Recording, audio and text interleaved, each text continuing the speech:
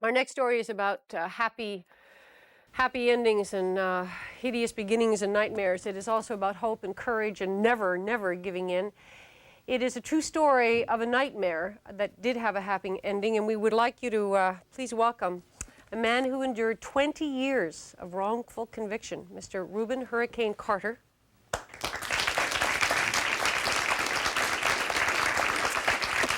And the authors and Rubin's dear friends who are involved in this book, Mr. Sam Chaitin and Mr. Terry Swinton. Welcome, gentlemen.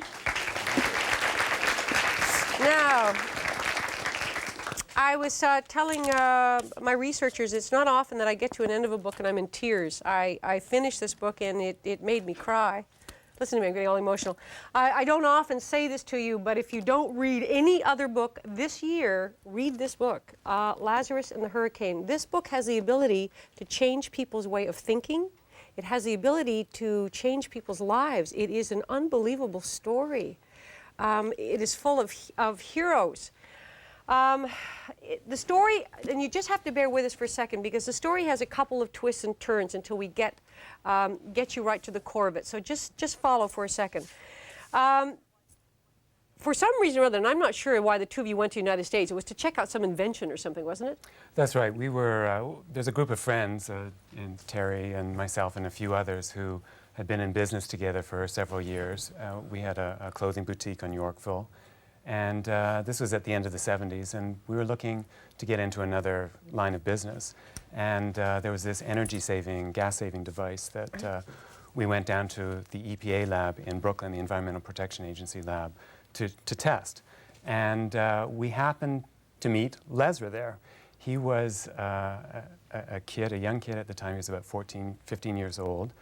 He had been hired by the lab as part of this Make Work program for kids whose families are on welfare. And we got to meet him and got to talking, and we fell in love with him. I mean, he was a great kid.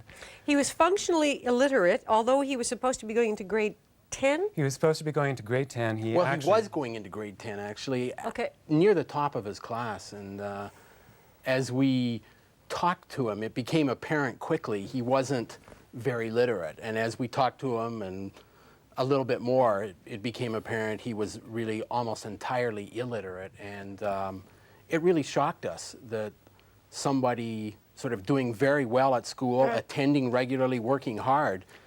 He was very bright, and his goal was to become a lawyer. He wanted to become a lawyer. But upon questioning him, he had no idea, of course, what that meant or how one goes about doing such a thing. Okay, now let's just skip a little bit ahead, because the kid steals your heart. He's so charming that you invite him to come to Canada, and you go through a lot of years you've spent helping this young man go to school. In fact, he has lived here, he has gone to school. We sort of informally adopted him and educated him. Right. Yeah. You took on this great responsibility, and on the phone with us now, from Dalhousie University, who is Lazarus, who, now wait a minute, you're getting your master's degree? That's correct, in sociology, yeah. And then you're going to go to law school? Well, I have my fingers crossed anyway that I get accepted, yeah. So this dream has turned into a reality. How old are you now, Lazarus? I'm 27. Okay, so you did it. I mean, you accomplished this incredible thing with this kid from Brooklyn who's now in Dalhousie, and... Well, the way we look at it is he accomplished it. He didn't do anything that wasn't... It was his right to be able to do that. He didn't have it under those circumstances. We had the access to the resources to enable him to become what he could be. And it was just such a tragedy that where he was in the sort of heart of the Bedford-Stuyvesant ghetto, he had no ability to grow and flower at all, and neither did anybody he knew. I mean...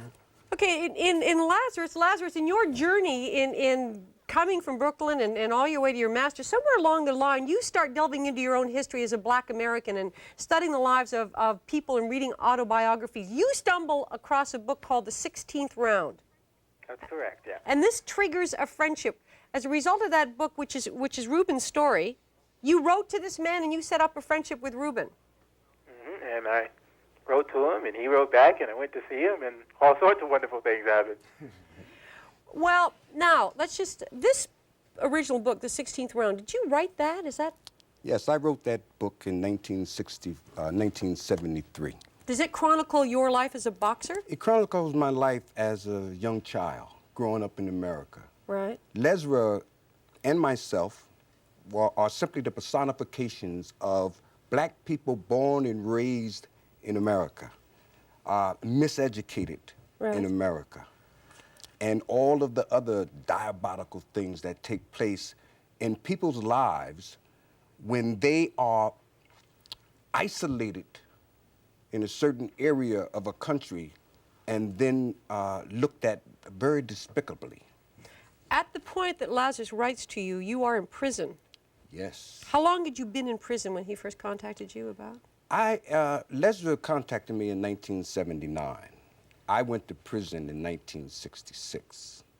You see, you have to realize that when I went to prison in 1966, and America was going through an upheaval, black people in America, for the lack of a better word, black people, they're really Africans in America, were demanding the right to live comfortably, to be educated properly, to be able to work successfully in all areas of life. And it is now termed the civil rights era. And at that time, I was a successful prize fighter. Excuse me, successful. This was the #1 contender for the world middleweight boxing title. Fairly successful, and through a bizarre incident one night, you are arrested and charged with murdering 3 people and convicted, and after 20 years, they finally find out the whole thing was bogus and wrong. We will continue the story from the night of the arrest when we come back after this. The book is called Lazarus and the Hurricane, the untold story of the freeing of Rubin Hurricane Carter. It's an incredibly wonderful book. And as F. Lee Bailey says, it's spellbinding. It's a must-read for anyone interested in justice and human drama. Do yourself a favor. You'll enjoy it.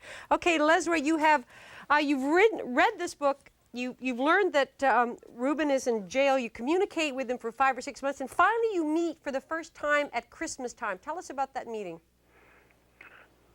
Well, actually, that meeting, I had gone down originally to see my family in New York, and I thought that it would be a great treat for myself, really, to go and meet the person who had written this book. So I went down to Trenton, New Jersey, after I'd found out where Rubin was through writing and stuff like that. And I went through probably one of the most horrific places I think I've ever been, and that was Trenton State Prison. And if I wasn't already in love with Rubin, I think I really fell in love with him that time, because I was 15 and I was terrified to be in such a cold, inhumane place. And despite where we were, Rubin's personality and how much he cared really just sort of took over, and we almost forgot where we were for the whole time in which I visited him. The story then happens. You two become now you become embroiled in this cause. We're going to free Rubin. And how many years does it take from this point on? How many years? 5, 6 years. Yeah, that's right. It was November 1985 when Rubin was finally freed, and even then, the prosecutors, the state, pursued their appeal on the release of Rubin for another 2.5 years, all the way to the United States Supreme Court. But you two move down there. You become like lay lawyers. You study the law. You give a lot of your life to free this man. You get lost in this cause. We didn't we didn't consider it a cause as we were doing it. We became we developed a very strong relationship with Rubin, and it wasn't something we sort of set out to do or anything like that. We just felt all along we didn't have any choice. We didn't have sort of any choice to say neglect doing something for Lazarus. Once having met him, we felt, well, we have the ability, we must do something. Similarly with Rubin, we thought, well, we have some kind of ability, some kind of resources. Let's see what we can do to do something. It was just intolerable. Just go over the legalities. Just frame for us what finally happened over this 20 years. I mean, how many trials and what did they finally conclude at the end of it all? Well, Rubin went through 2 trials, one in 1967, and then there was this big publicity campaign when Bob Dylan met Rubin, read his book, and wrote the song Hurricane. And there was Rubin was very famous at that time in the mid-'70s. And there was a huge public outcry against the injustice in his case.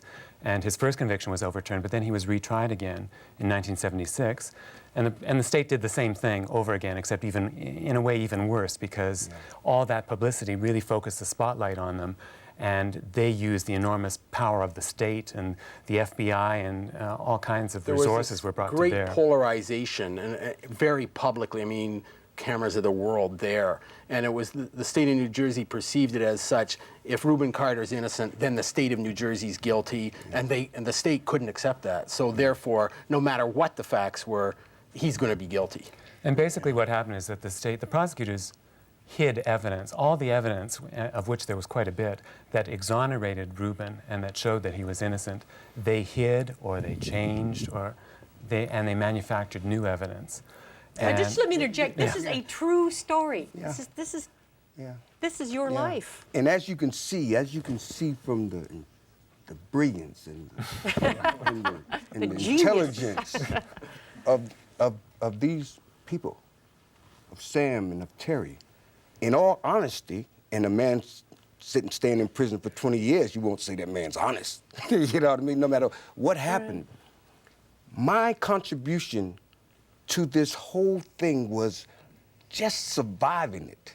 Just surviving prison until the Lone Ranger and Tonto came along. But you survived, but you were a different prisoner. I understand you never wore prison clothes. You didn't eat prison food. You heated on a little coil. You were even in that 20 years, you were determined not to give in to the system. I am not a criminal.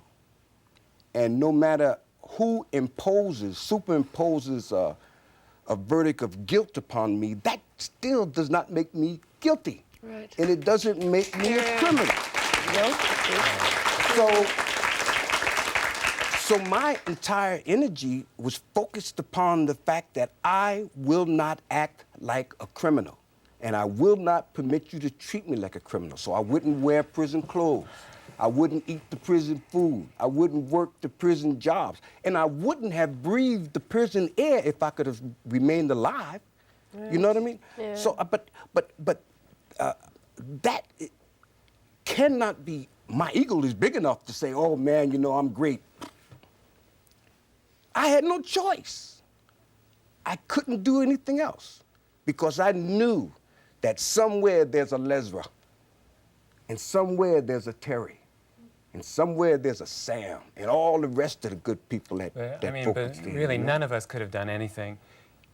The incredible thing was that Rubin was able to respond, because after the second trial, it was really devastating that they did this thing to Rubin, not once, but lies. twice. I mean, there were lies and polygraph tests. Yeah. Witnesses lied, All were kinds of paid, and things. evidence was withheld. I mean, this is That's right. total travesty. And again, they say he's guilty, and they throw him back in again. And it happened again, and then people How say did you to get themselves, him out? How did you finally get him out? well, we did our own investigation of what happened that night. As Rubin says, you know, I wasn't there, so I don't know what happened. I know what I was doing, but I don't know what really went on in that bar that night where 3 people were killed. So we investigated the actual circumstances and found out there was a whole thing happening there that was totally different from the picture that the prosecution had painted at trial. That gave us the strength to really fight. Let me say one thing. In 1965, a very good friend of mine named Malcolm X was assassinated in America. This was the time when people were really getting upset about being discriminated against, about being segregated, about being made to live less than human, okay? So, and that's when all the riots were taking place in America. And those of us who had some kind of media persona would say, people, please protect yourself and don't let these things happen. And all the people who were able to do that, the country, the government, the powers that be, got rid of us. As I said, they assassinated Malcolm in 1965. They put me in prison in 1966, and they assassinated Martin Luther King in 1968. They were getting rid of all of us, you know? Okay, we have to take a break. When we come back, you have to ask yourself this question. If somebody put you away and you were innocent for 20 years, wouldn't you come out full of hate? Wouldn't you come out absolutely bitter? Wouldn't you come out wanting to get back and get even? I mean, the obvious question to ask this man, which we will after this, is how does he feel now that he is a free man? How did they finally get you out? Well, we were able to conduct our own investigation, and we found out that everything that the prosecution put forth was wrong. It just never happened that way, you know? And then we were placed in a position at that time of going on the offense, right. Because we had always been defensive, you know, trying to rebut and dispute their claims. But now we knew what happened. And you were free on what day? Free November 8th, 1985. What we were able to do was take this case out of the hands of the state, because for 19 years Rubin had been up and down the state court system, and we finally decided we got to get it into a federal court. In the federal system, judges have less allegiance to state politics, local politics, and that. We just needed an objective judge to be able to look at the evidence, look over the case, and rule objectively on it, and that's eventually what we were able to do. As soon as, a federal judge saw it, he threw it out so fast, saying the conviction was based on racism rather than reason and concealment of evidence. It was... One little thing we should tell you, there was a young man named John Artis. John Artis, yes. Who you gave a ride to. He was hitchhiking. You gave him a Yes. ride, and that cost him 19 years in prison. Yes. 19 years it cost him. Okay, Rubin, how do you go through all of that and come out and not be, as I think I would be, filled with hate and rage and... Yes, you know. As I said before, I am not a criminal, and I couldn't permit people to treat me like a criminal. And if I would have returned to society full of bitterness and full of hate and full of rage, the prison would have won. They would have captured my soul. And if I've never learned anything else in my life, I've learned that bitterness only consumes the vessel that contains it. So there's no way in the world that I was going to let them win. Okay. What are your dreams now? I mean, they took away the prime of your life. They took away from the #1 contender for the world championship a big part of your life. You have a big part left. You are strong and obviously, and you look wonderful. So what are we going to do now, Rubin? Well, I've been helping Sam and Terry write this wonderful book. Write the book. Right. Been helping them write the screenplay. Right. It's going to be a great movie. I've been doing some lecturing. Right. And basically helping whoever needs help. And we all need help. How many people do you think are imprisoned unjustly at this time? I mean, do you have some idea? How about Donald Marshall, who was in prison, but who was able, and in a country that was able to say, I'm sorry. America would never say that. They never said they were sorry. They never said anything. They just said, and you make this point, they keep me for 22 years and say, okay, you can go now. Yeah. They say, never mind. You're out of here. Never mind. You know, when they brought me to federal court to be released on November 8th, 1985, they brought me to court with 2 carloads of federal policemen. I was chained, I was shackled, and they were armed. And people thought that I was the most dangerous person in the world. I mean, I even frightened myself at that time, you know? And then, 2 minutes later, at the stroke of a judge's pen, you were gone. I'm free.